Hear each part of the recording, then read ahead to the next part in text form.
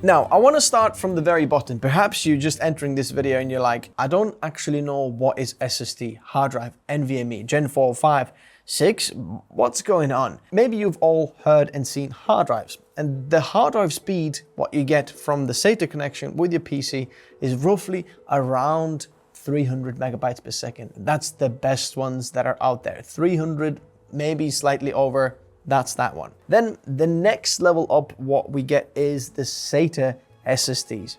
These SSDs here, 2.5 inch, you've probably seen, they used to be on laptops, not anymore, but they're still useful in a lot of use cases.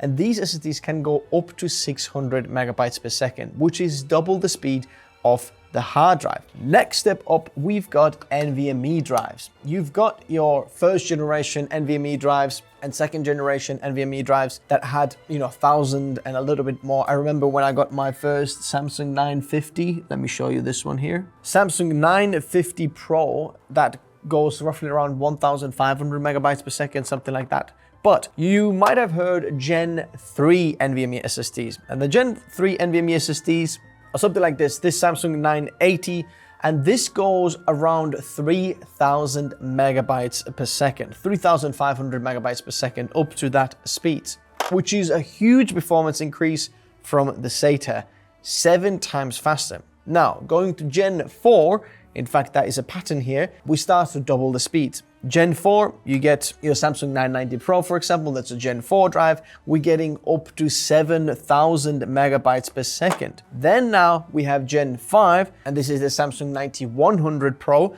which is going for up to 15 gigabytes per second. So 3,000, that's 3 gigabytes per second, then 7,000, and then 15, it doubles. And then Gen 6 doubles again, but we're not there yet. Stick around if you want to see that. The reason why knowing the generations is very, very important is because your motherboard, your PC, also has a slot that has a generation. Now, the slot generation and the SSD generation, if they go together, you get the best speed. But sometimes your SSD is faster than your slot allows, then you're going to be limited to the slot speed. But your SSD can still be faster. For example, if your motherboard slot, you've got something from ages ago and it's got a Gen 3 NVMe slot. If you plug in a Gen 5 NVMe, it's still gonna work, it's still gonna show up, but you're not gonna get the full 15 gigabytes per second speed. What you're gonna get is Gen 3 up to 3,000 megabytes per second speed. But your SSD is still going to be faster. How is that?